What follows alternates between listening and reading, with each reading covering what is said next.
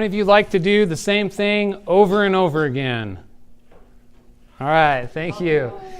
How many of you would rather have a machine do those mundane things for you? All right, thank you. My name is Craig Golightly, and welcome to Human versus Machine, dealing with unstructured data. So to start out today, I want to thank our location here. Let's give a hand to UVU. Thank you. Also, we've got the Openwest organizers and volunteers. None of this would have happened without them, so let's give them a hand. Thank you. Finally, you guys, you're here. You showed up. You're ready to do this thing. So turn to your neighbor and say, I'm so glad you're here. Thank you. All right, so today we're going to talk about unstructured data, where it's showing up, and its potential value that it has. We're also going to discuss how to deal with unstructured data. Some solutions involve humans, some don't. We're going to explore some strengths and weaknesses of these different approaches. And then finally, we're going to see some interesting ways that people are using this data. So to start out with, do I have permission to tell you a little bit about myself? That'd be all right? Thank you. So I've got a bachelor's and master's degree in computer science. I've been in software development over 12 years. I have a particular interest in unstructured data. I've done a lot of work with text analytics and speech to text. I've spoken in New York on that a couple of times. I'm going out there again this July. There's just a lot of cool advances where what used to kind of be a dream and is starting to get accurate enough that we can actually do something with it. And so I'm really excited about the possibilities for people who unstructure the power, or who harness the power of their unstructured data. So to get started here, I've got 3 rules whenever I give a training. So first one is respect. So everyone turn to your neighbor and say, I will respect you until 2:45. Thank you. Okay, you can respect him for longer, but all I ask is till 2:45 when I'm done. All right, present. Okay, we have the past, the present, and the future. I got a tough slot here after lunch, although some of you might be maybe more tired from waiting than from actually eating, but try to keep your brain here in the present. If your neighbor kind of starts to wander, feel free to grab their brain and put that back in their head, okay? And then finally, manage your communication device. So, double check your phone. Make sure we don't embarrass anybody with some wild ringtone or something. You can always tell a lot about someone from their ringtone, right? So how many of you will follow these 3 rules today? Thank you. Okay, so I'm also going to give you guys a guarantee. So I guarantee you that I will give you 100% of what I've prepared and what I've got ready for you today. And if you play at 100%, you will be able to receive all that I've prepared. It's a give-receive cycle. So that's the guarantee that I'm giving you guys here today. All right. So to start out with, I want to tell you give you some facts, okay? So social media is one of the more visible contributors to unstructured data. Just a few facts on that. Twitter has 284 million monthly active users and about 500 million tweets a day. Facebook, 1.35 billion monthly active users, over 4.75 billion pieces of content that are created, shared, passed around. Now, granted, some of those are going to be recycled, but still, that is a huge amount of data. And so, being able to go in and extract the gold nuggets from the rusty cars in all of that data, it's really beyond what a human can do. We need some tools to deal with this. And so there's a guy, his name is Peter Shankman. He's kind of a famous blogger, guy. He's got over 100,000 followers at the time that this incident happened.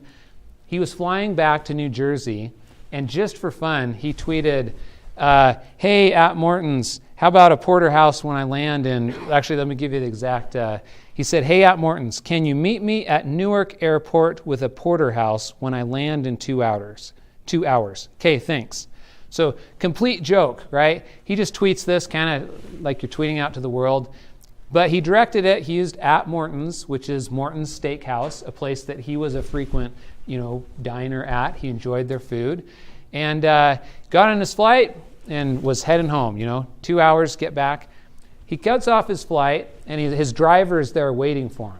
But next to his driver is another guy, and he figured out it's just another driver. He goes up, sees in the guy's hand, he's got a Morton's Hackensack bag, gives it to him. He's got the porterhouse steak in there. He's got the mashed potatoes, the silverware, everything. They're like, here you go, Mr. Shankman. So, he's freaking out. He's taking pictures. He's tweeting it. He's letting people see how cool this is. And so it's like, whoa, how did Morton's do that? How were they able to figure that out among all that data? So this story gives us kind of our first principle that I want to talk about here today. And that is the framework that you need to have in place. So first of all, monitor. Okay, Morton's had to be monitoring Twitter, and out of the millions of tweets that were happening, pick out the ones that were specifically addressed to them. Okay, no big deal. But what if you get thousands of those a day? Are you going to have a team of like 10 humans going through and which ones are, which one of these are positive sentiment, which ones are negative, which ones contain like a request or something that we can take action on? So monitoring involves, the proper tools and infrastructure. Okay, so first they had to monitor. Next, they had to get some sort of alert. When somebody, and this needs to be more than just when somebody's saying at Morton's. That's too noisy. That's going to get too much traffic to go through. You need some other level of filtering to help you know what is valuable to take action on and what is fine just to archive for later. Okay? So alert. You need to be alerted of when something is worth your attention. We're looking for the valuable items. Trying to find where is the value. And then finally, they need to be able to act. So, this was later in the day. A lot of executives or people are probably home. You've basically got, whatever the Twitter team was at Morton's, got this, they have their thing in place, they got this alert, and then they're like, hey, here's a very influential Twitter user who just gave something to us as a joke. What if we deliver on that? How cool would that be? How cool will that make us look? And so they needed to have the authority and the means to authorize, this, $100, $150 order, however much it is, send a driver down to the airport from the Morton's Hackensack and actually, give this guy his steak. And so, they needed to have the resources to take action now. There was a very limited window of opportunity that they could capitalize on this, and they had the things in place to actually do it. So we're going to talk about some tools that can assist you to actually do a similar thing in your business. If you're someone that you have a lot of traffic on, be it social media or just your normal channels. Maybe there's a lot of email that comes in. Maybe there's a lot of customer surveys. Maybe there's a lot of internally generated items, even call centers. We're going to talk a little bit about speech to text and how that can tie into this as well. In fact, I'm going to jump ahead a little bit on that. So, any guesses? Just take a guess. What is the average percent of calls that are actually monitored? So you call in, this call may be recorded for quality assurance. Yeah, right. Okay. What are your guesses? What percentage of calls are actually quality assured? Right? What percent actually get some action taken on them? What do you guys think? Just some guesses. 100% NSA. 100% NSA. No. They're not interested in the quality of the service, though. Okay, what else? What do you guys think? 1%? Less than 1? 50? Okay, industry average, somewhere between 1 and 5%. Really on the low end because it's a hard problem. You're not going to hire as many managers as you are call center guys. I've worked with call centers that they have, 1,000, 2,000 agents. They can't, that's not economical for them to hire 1,000 to 2,000 managers so they can get 100% quality assurance. Well, with some modern speech-to-text tools, they can get that 100% quality assurance. So we're going to talk about a little bit about that. Okay, so yeah, sometimes it's a needle in a haystack. Sometimes it's something else. Here's an interesting graphic, and I apologize I didn't hook up the projector, but you can kind of see this is all of the metadata that's associated with a tweet. Okay, so you have your characters, that's the actual content, but there is a treasure trove of metadata in here, and you can look this up online in their APIs and stuff. But the things that are most interesting for a lot of businesses are, this type of person, how many followers they have, where their location is when they did this, their ID, number of tweets this user has. A lot of things to where you can identify those influencers and really help service them, because in that you're going to get a better return on your investment, right? Somebody has a great experience like Peter Shankman, he's going to tweet it out. All of a sudden you just got a great advertising for what you were doing.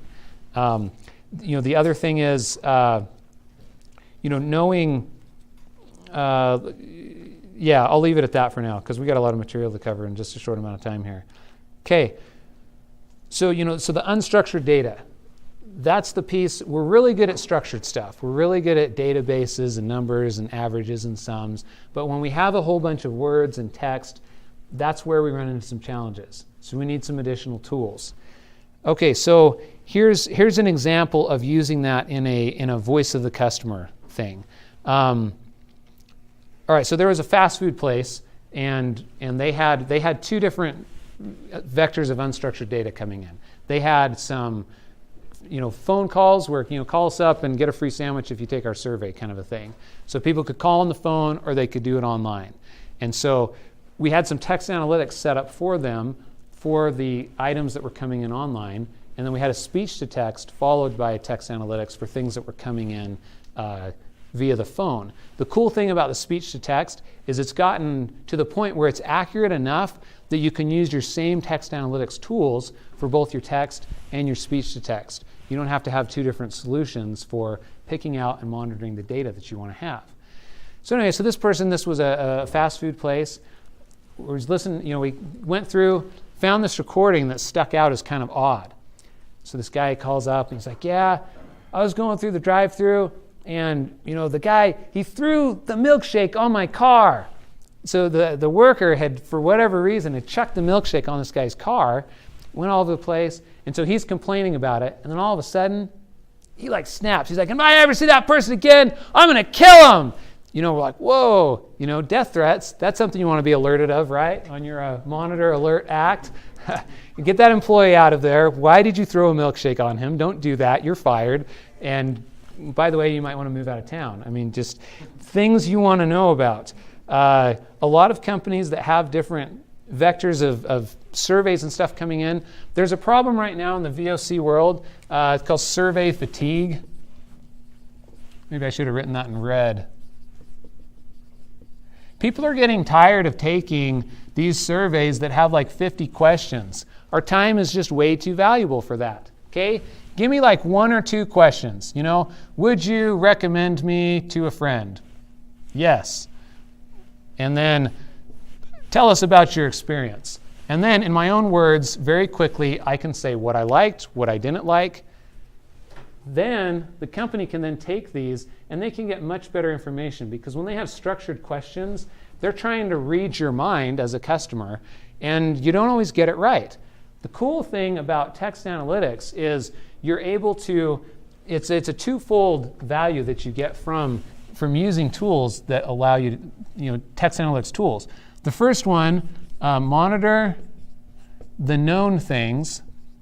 Okay, there's certain things we know, like death threats or various things that we know we want to look out for those. But you can also discover the unknown. Okay, as you're going through with your tools and finding stuff, you're able to find things that you weren't expecting. And typically these are kind of on the tails of your data. And I'll get into a little bit more details in a second on that. But, that's where you find some pretty interesting stuff. Things that maybe don't occur quite as frequently, but then you can see what's going on. So let me jump over to talk about a tool, because I don't want to run out of time, and then we'll come back to some more examples. And there's various things to evaluate tools. So I'm going to share a tool that's one of my favorites, and then I'll give you some additional evaluation criteria. So there's a tool from a company called Lexalytics. Okay. Lexalytics. So they've been around about 12 years. They were one of the first guys to come out with a commercial text analytics engine that could do sentiment. So when you put text through here, anything from a tweet to like a book, these things, one of their customers is DataSift, and they take the entire Twitter fire hose. They have back to tweet 1 that you can get, and you can mine that data through DataSift, or they can filter stuff for you. They use Lexalytics, and so on I think they have 2 servers, so basically about 16 cores. They're able to process the entire Twitter fire hose. So it's very, very efficient. And they've actually developed, so they have 12 different languages, including one for short content. So they've developed a language model specifically for Twitter, because Twitter's kind of like its own language. And so that you're able to detect patterns and things through that. So anything from a tweet to a book, there's other people who will take 200-page different research reports, etc., feed them through this to try to get some information out of it. So what information can you get out of it? Well, there's a couple different things. And these are some things that you want to look for in any text analytics tool that you choose to use. But the first one that's kind of interesting is sentiment. And this is going to be a range. This is going to be a range from positive to negative, and then you've got this zone in the middle that's neutral. And so a big mistake a lot of people make when they start using these tools on their unstructured data is trying to draw a line down the middle and saying everything on this side is positive and everything on that side is negative. You can't do that. There's this fuzzy area in the middle that's neutral, and you've got to account for that, or you're going to find yourself with a lot of false positives. So depending on your data, kind of determine what your level of neutral is. And then over here, these are the things that you're doing well. These are things you want to keep doing, very positive. These are the things that definitely need to improve. And so sentiment is a useful indicator for whatever content that you're extracting to be able to see that. So the next, another thing is called themes. So themes are basically like noun phrases. They're typically 2 to 3 words, and you can configure these. But what a theme is it's the main content of a sentence, and so or of a paragraph or of the book. They use a technology called lexical chaining to go through and find what the main ideas are, and then extract that stuff out. And so if you had a big report, or several of them, you could run themes on it, aggregate those, and get to know what some of the top content were. If you had surveys, let's say you had 2,000 customer reviews to go through. Well, run those through your text analytics, get the themes, and then you can rank those by frequency. So maybe somebody said good value, or really stinks. And so these things you can, you'll have these phrases that will come out of your content that are kind of like a summary. Now we have some structured data. We can do something now with these themes. We can do something with sentiment. It's a structured item. It's a small piece. Now we can apply our sorts and our sums and our averages. We're adding structure to the unstructured by using these tools. And so, maybe good value appeared, 25 times, but really stinks only appeared twice. Okay, now you can drill into the content that this came from and see, okay, what was it that really stinks? Is this something we need to take action on? Let's see. The other thing you can do is you can monitor these over time and look for changes. If you have a fairly constant stream of data that's coming through, you can get to know where your normal is on these themes. And so, you can kind of see if something's going along, then all of a sudden it goes up. Well, that's an indicator. why did that happen? Why are we having people say good value a lot more than we did in the past? And you can start to correlate some information to your unstructured data. This will do also things like tags. You can tag your content into certain buckets that you define. And they've taken Wikipedia and analyzed all the different links that people make between the content, and then they've made what's called a concept matrix. And so with that, you can define a category. So let's say I want to define a category like fruit. Well, instead of making an exhaustive list of every fruit known to man, like you have to in some systems, or if you're just kind of rolling your own and doing simple keyword spotting and sorting and things like that, with this, in the concept matrix is actually built in. Think of it as like a Euclidean plane or a multi-dimensional plane, where maybe apple is over here, and it has a certain distance to all these other words. And maybe words like banana and like pear, etc. These all fall within a similar neighborhood in this map. So if you want to tag your content, maybe you have 2,000 pieces of content again, and you don't want to make somebody read through those and tag which ones are fruit, well, you can create a category here and say, okay, fruit, if it's like, apple and pear. And that's all you have to do. And then it will determine, okay, here's apple, here's pear, here's things that are in the neighborhood of that. So if I have some content come through that has banana in it, it'll get tagged as a fruit. Even though I didn't put banana in this list, this is just telling it, hey, this is the neighborhood that this stuff is in. And it uses context. So like if you had the word chicken and you were like, I like to raise chickens, you're talking about chicken, the animal that's alive, versus I like to eat chicken, or I like to eat a chicken sandwich. You're talking about the chicken that's been dead and cooked. Well, if you have two different categories like farming and food, it can use the context of that to tell the difference. And so one of the big things that you want to look for as you're evaluating different solutions is it merely a statistical model, or do they also use linguistics? And this is true for text analytics and speech to text. A lot of tools take a purely statistical approach, and then they miss out on some of the ambiguities of different languages. Every language has its ambiguities, and so English is particularly notorious for that. And so having a tool that combines both really gives you a little bit better accuracy, of what you're trying to do. Let's see some other evaluation things that I want to mention. Because this is really important. I mean, I can tell you all about my favorite one and how cool it is, but I want to point out some things that have caused some pain along the way when I've chosen a bad tool. So here's a list of here's kind of our evaluation for different unstructured data tools. So maturity. How long have they been around? Or if it's an open source project, how active is it? I mean, has it been 3 years since someone's checked in something? Good luck getting support on that. So you want to look for active projects or something that's been around a while. Features. How many features does it have, and do they add value? Speed and scale. How fast is it? I know I can take the whole entire Twitter fire hose on a couple of Lexalytics licenses, but maybe on something else, I'm going to need a whole server cluster on AWS of like 200 machines to do that same thing. So scale and speed is very important.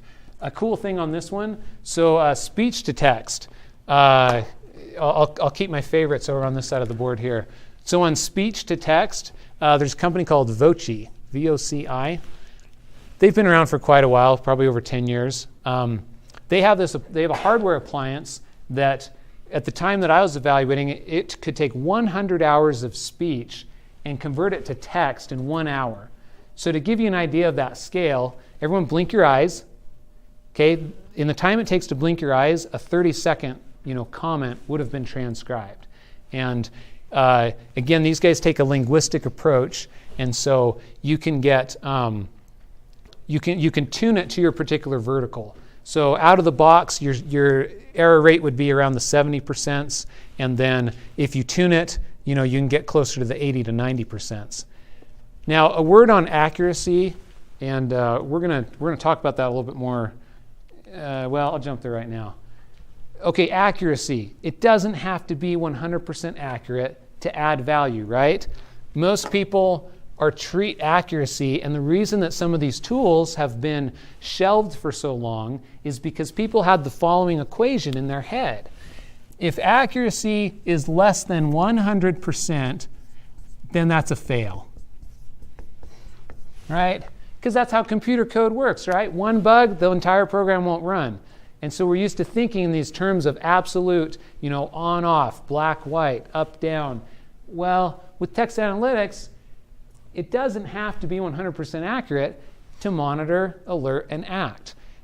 Typically, especially in the speech to text, this stuff that's less accurate is typically your smaller words. And that comes from the statistics of it's a smaller sample for them to get an exact match. But most of that stuff you don't care about. A, and, the, those small words that are inconsequential when you run it through your text analytics and are going to get filtered out anyway are the things that aren't accurate. So my challenge is that we change the equation. So we say if accuracy is greater than 0%, that's a win. Okay, can I get any value out of this data? I mean, I could take the worst text analytics tool and at least get something out of it. Now, you got to evaluate your ROI. What did you get out of it, et cetera. But don't throw these tools out and the potential gold mine of data that's sitting in all these, recorded files or all this text that's just sitting on servers. Let's mine that. Let's get something out of it, even if it isn't 100% accurate all the time. As long as we can filter those out and at least get some value out of it, then it's a worthwhile venture. All right, so speed, scale, openness of data. So what I mean by this is some tools will lock your data into a proprietary format or a proprietary database. And so you have to use their tools, you have to use their hardware in order to do that. Phonetic search is infamous for this, so a lot of call centers will have a phonetic search engine that comes in and does keyword spotting, but they have to have racks and racks of their machines, and then they can't take the text of that. It just tells them if something existed or not from their known list. So the thing that I like about these tools is the output of Voci is text. Then you can do whatever you want with it. LexLytics, this is just an engine. You've got a few different APIs. You feed text in, you get results out. Do whatever you want with it at that point. So openness of data is a big one. Tunability. How many levers are there for you to tweak with? How easy are they to adjust? And then finally, cost. What is the cost? And a lot of people make this mistake of saying, oh, it's open source, it's free. Well, not exactly. How much support do you need? Is there support when you need it? Or do you have to figure out everything yourself? How much of your development team is it going to take to spin up this solution versus if you're to buy something that works out of the box, so this is the classic build versus buy. If you buy something that's a really good like text analytics engine or speech to text engine, then you can focus on the application of that in your business, and that's how you're going to make money. You're not going to make money writing yet another text analytics engine or yet another speech to text engine. They're extremely hard problems. You might get 80% of the way there, but you're going to run into a bunch of mistakes that are going to ultimately end up costing you. And so those are a few things to kind of evaluate. All right, so we're gonna try out a little something here. So I'm going to hand out some different colored papers, and Aaron back there is going to hand some out as well. Just keep them face down. If you want to just take some and pass them around to the people next to you, try to get everyone, if you want to send these down that way, try to get everyone have a piece of paper, these little colored pieces of paper. Keep them face down. I know some of you are going to look anyway, but wait till I tell you. Okay, this is going to be a little exercise of our human intelligence. Okay, we're gonna see. Just out of curiosity, have any of you guys been in one of my classes where I've done this? Raise your hand. Okay, I got one. All right, shh, you be quiet. All right, raise your hand if you do not have one. There you go. Hand one over to him. Anyone else not have a piece of paper? Raise your hand. Right over there. Okay, perfect. All right, so when I say go, you're going to turn it over and you're going to read it 2 times fast in your head. How many times? 2 times, okay? All right, ready, go. Okay, first time reading it in your head. Second time. Okay, stop. Turn it back over. Okay, so now comes the quiz, all right? So you have permission to turn it back over, but you're going to go ahead and stand up. You're going to count the F's, the letter F on there, okay? So go ahead and turn it over. Your different colored papers, count the F's. If you had 3 F's on your paper, go ahead and stand up and stand over there. If you had 4 F's over there, 5 in that corner and 6 in that corner, okay? So count the F's on your paper and then stand up and go to the appropriate part of the room for how many F's were on your paper. Go ahead. So 3 over here, 4 in that corner, 5 back there, and 6 up in that corner. The number of F's on your paper. 3, 4, 5, and 6.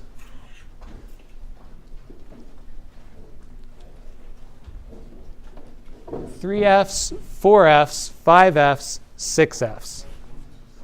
Once you're there, then stay where you're at. You got to go with your initial impression, your initial vote.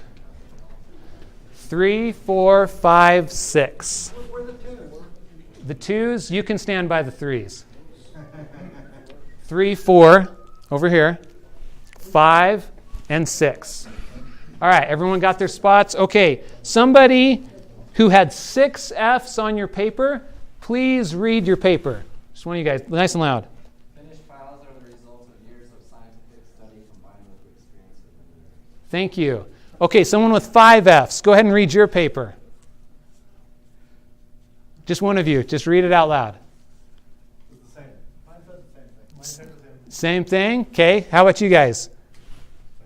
Same. All right, someone from 3, let's hear it one more time just for fun. Who can read it in the group of 3?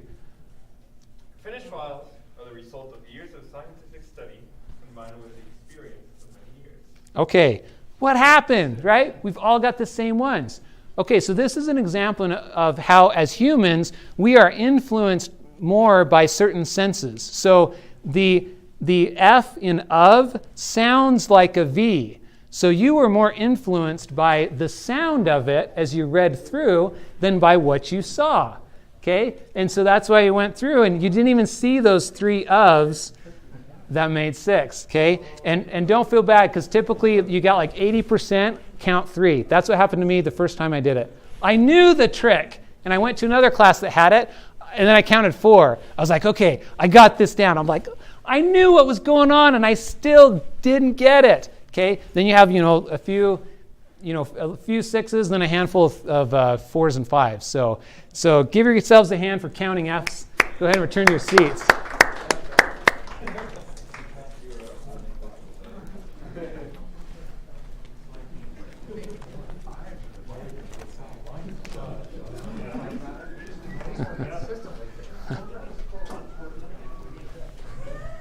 Okay, so from that example, we see that consistency is not necessarily a human strength.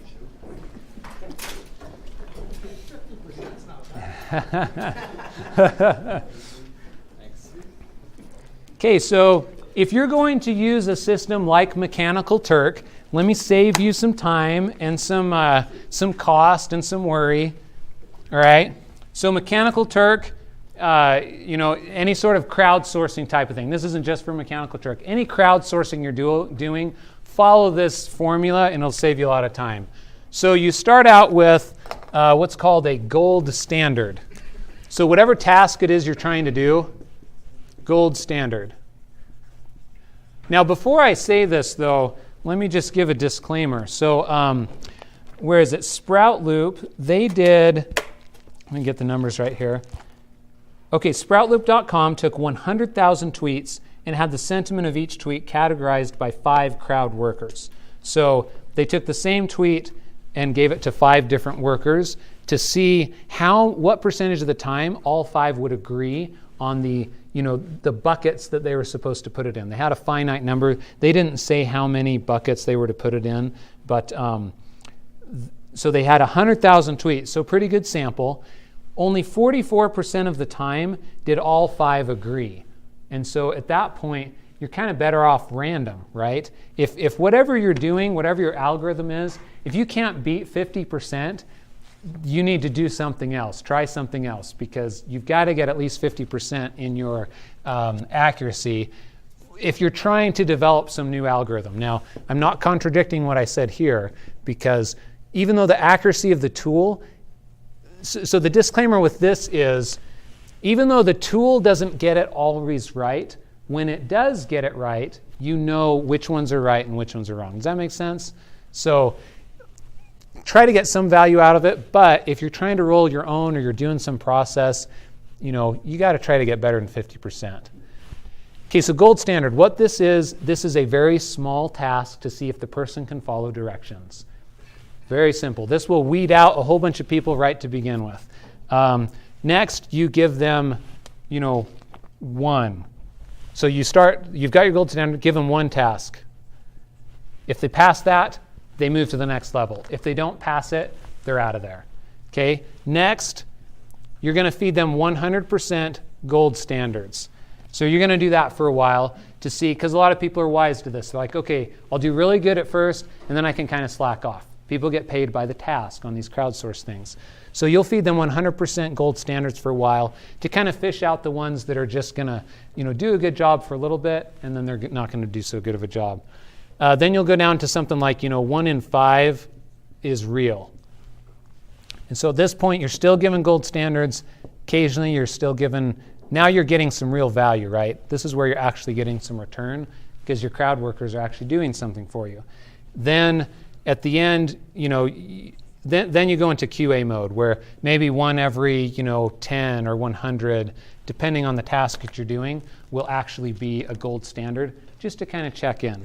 So if you decide to use crowdsourcing, those are some good things to follow. But here's where I'm going to make a little bit of an argument for machines. So the advantage with the machines is the consistency. And as we saw, we don't really have great consistency as humans. So even if you had a great crowdsourced worker, let's say you had 100,000 items to go through. You could develop some algorithm using your text analytics, your speech to text, that you could feed those in, get the output, and then evaluate the output and say, okay, how does this look? You could go in, you could tweak this. Here's your text analytics and your speech to text prime. We've tweaked it a little bit. Then you can look at the results. You can do this all day long. You can set up an evolutionary algorithm to change stuff. Because you have the machine, you have the advantage of the consistency. You can continually put your things through. If you want to, you can have a training and testing set, follow some of the general scientific principles that we all know and love. But the advantage is you don't have to, quick turnaround time, okay? Using a text analytics tool, turnaround time is very low, as well as you have consistency. So for most tasks where you're trying to just mine some data, you're trying to look for some value in this unstructured data, you're much better off going with a machine solution because you have a quick turnaround and you've got really good consistency. With a crowd worker, you're going to have a whole different set of crowd workers. You're not going to get it back as fast. Transcription has gone a lot to crowd workers. And some companies are great at it. You can pay $5 a minute and you can get immediate turnaround from a native speaker, right? But wouldn't you rather get a machine thing in place where you're paying more like 1/100th of a cent per minute and be able to crank all your data through, not just some of it. So I'm going to have to skip what humans are good about. We're good at emotions. We're good at finding things. There's some interesting companies if you want to check one out. It's called Canjoya. The what do they call it? The Experience Project. They actually created this amazing model of human emotions based on this site that they spun up where people share their experiences. They're able to anonymously share things like, tough things like, losing a loved one or depression or addictions. And so, they have like 35 million active users. They were able to go in and statistically map, the user would write something and then tag it, how they felt. And so then Canjoya could go in and then they could analyze that data and build a map of human emotions. And they actually built a map of from if you feel this right now, here's the likely path that you can take of where you're going, how you're going to feel later. So a great example of combining unstructured data and structured data. Facial expressions, there's some cool stuff on that. Skin conductor activity and using that to predict brainwave activity. Cool stuff there. One of the points that I just want to drive home is that we generate and consume massive amounts of unstructured data every day. A lot of this could hold some potential information for your business. And so utilizing the right tools, you can go in and instead of being overwhelmed by that data, you can build something with it. And my name is Craig Golightly. I'm very interested and active in unstructured data. So if you have any questions about text analytics, there's some cool demo tools I can point you to online. We didn't have time to go through that type of thing in this class, but if you want to see how some of this can perform on your actual data, I can help point you in the right direction for some different free online demos for various tools, with the speech to text and the text analytics. And I love helping people harness the power of their unstructured data and do something with it. As another side note, if you need some swag, I'll move the sword back so you don't feel like it's a gate. Right now I work for Software Technology Group. They're a local consulting company and they're one of the sponsors of the event here. And so check them out. If you have any questions about them as well, let me know. But I'd love to help you out with your unstructured data, with your projects. There's some fun and surprising things that you find out in these. So I'll be around a little bit for questions, but give yourselves a hand for being here today. Thank you.